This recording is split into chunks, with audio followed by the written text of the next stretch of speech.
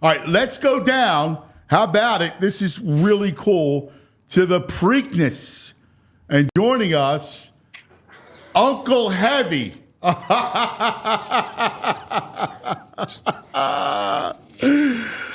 me see him. Let me see that beautiful horse. Yeah, because I don't know if we can see him. Do we have video here or we just we do?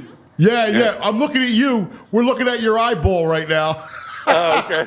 Hey, Butch. How are you, brother? Good, cuz. What's going on? Everything up in Philly good? Everything's great. First of all, we're very proud of you. Do me a favor. Turn the phone so we can see your face. There you go. Let's see that handsome mug. Way to go, Butch. What's going on? I'm rocking my Eagles, too, so we're all yes! Go Birds! Absolutely. I love it, man. Yeah. That is fantastic. What's this experience like for you, Butch?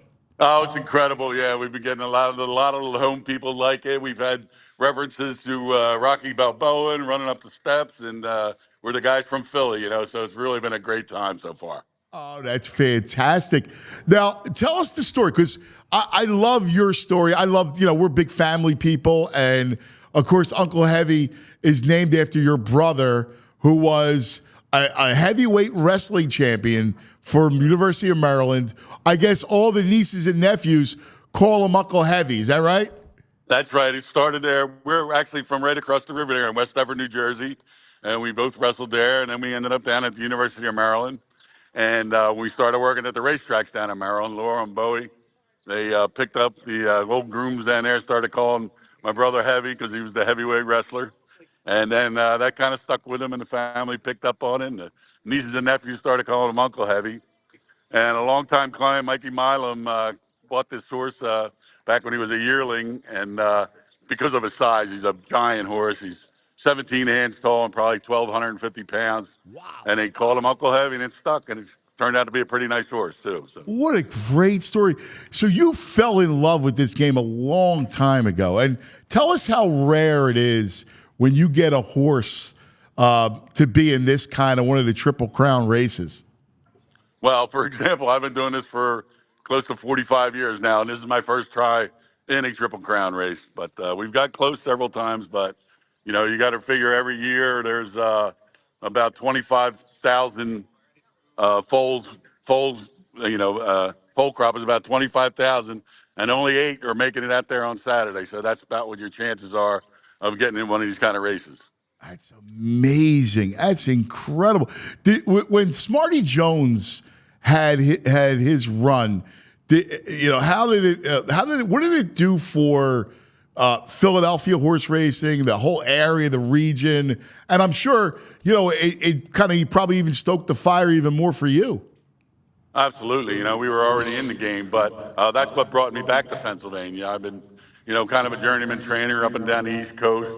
And then with Smarty Jones, Ed Rendell always credited Smarty Jones with bringing the slots and the casinos to Pennsylvania. He's the one who got it all okayed. So that's what brought me back to Parks, and I've been there for 15 years now. And horse racing is flourishing quite well in Pennsylvania. I've actually got 5 horses in down here this weekend. They're all 5 of them are Pennsylvania breds. So. Wow, that's fantastic. Now, your farm is in Kennett Square? That's not my farm. It's my brother Mark's farm. Yep, down in Kennett Square. Yeah, this horse is by a mare that he bought for $1,000 and by a stallion who was basically free. So be down here with all the millionaires and the blue bud pedigrees is a lot of fun. That is so cool. So tell us about the race itself. So what has to happen? How do you feel? How do you think the race will go? What's the kind of strategy behind for Uncle Heavy? Well, we know, we're kind of a long shot here. We're really taking a gamble here. We got a little fortunate in that one of the favorites is scratched. So, but it looks like a race with a lot of speed in it, and that's Uncle Heavy's the closer, so he likes a little pace in front of him. So that's what we're hoping. There's a good bit of speed in front of him, and he'll be able to close. We've got the #1 rated jockey in the world on his back, and actually with the weather predictions, we're supposed to get some rain here tomorrow. That even helps us even more because he does handle an off track very well. Wow, get out of here. That's awesome. What makes they're such beautiful animals. They just are amazing animals. when what do you see in it? Like, did you know Uncle Heavy was going to be special? Like when does that light bulb go off? I'm fascinated by it. Well, it's a step-by-step process. Everybody would like to say, "Oh, I knew this from the beginning," but it's a step-by-step process. And especially the size of him, he didn't really start coming to the fore until the distances got longer. So as a 2-year-old, you start at it a half a mile, and he's doing well, and he's kind of beating up on the other guys in the barn a little bit, and then. But he really came forward when he got the 5/8, and then he ran a mile and eighth in January, and came from off the pace and won that day. So it was that's when we really realized that we could be have a horse ready to compete at the top levels.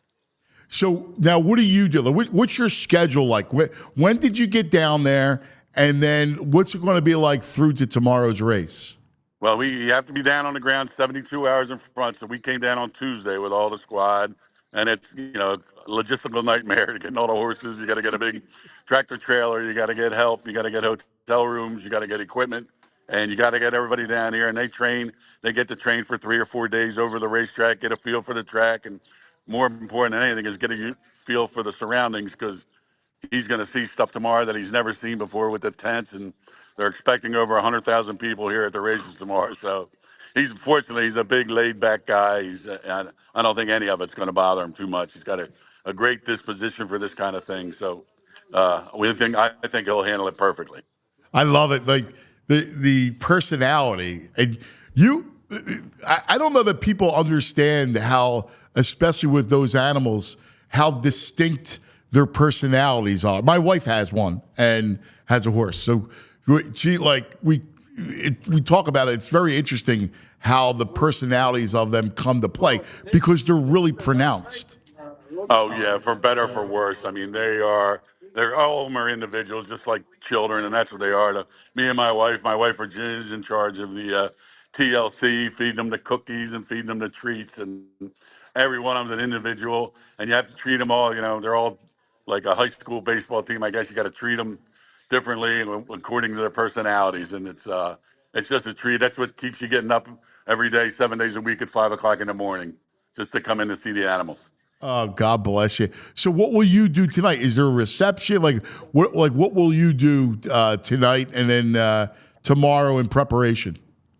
Well, actually, I have 2 horses running today. I've got one in the Black Eyed Susan, which is the big filly and mare race, or big filly race today. So we'll be busy today. So I'll probably be trying to get a good night's sleep tonight. But we'll go out and have a nice dinner, eat some crab cake somewhere. I'm sure we'll find a good spot, and uh, and then we got a long day tomorrow because my first horse runs tomorrow at about noon, and then the big guy doesn't run till about 7 o'clock tomorrow evening. So we got to get plenty of sleep, and it's going to be an active couple of days. That's fantastic. That is great.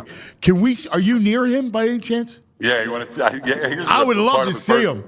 This is he got awesome. back up. He was laying down. He gets to eat his lunch, and then here, can you work the camera here?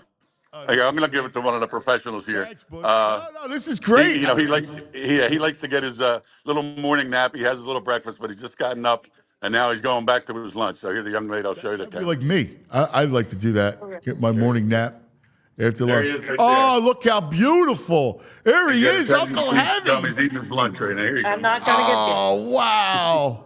Oh, that's awesome. Look at him. Oh, that's beautiful. Look at that. You see his stall. He's so big. We had to put special padding on the roof of his stall because he was hitting his head on the thing. So. Oh, yeah. Wow. Get out of it. Yeah, I see it. Oh, man, that's wild. Yep. He's a big giant Butch. guy. That's fantastic. He's Philadelphia strong, man. That's unbelievable. That's Rocky Balboa. Yep. Oh, that's so good.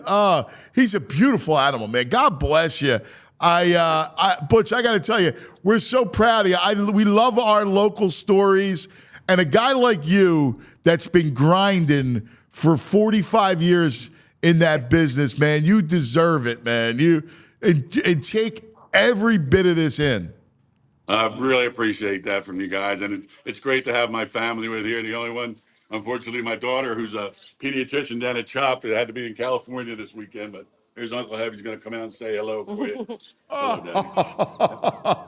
Daddy. We'll take the piece out of this here, so. Yeah. Hey, buddy, good luck. Yep.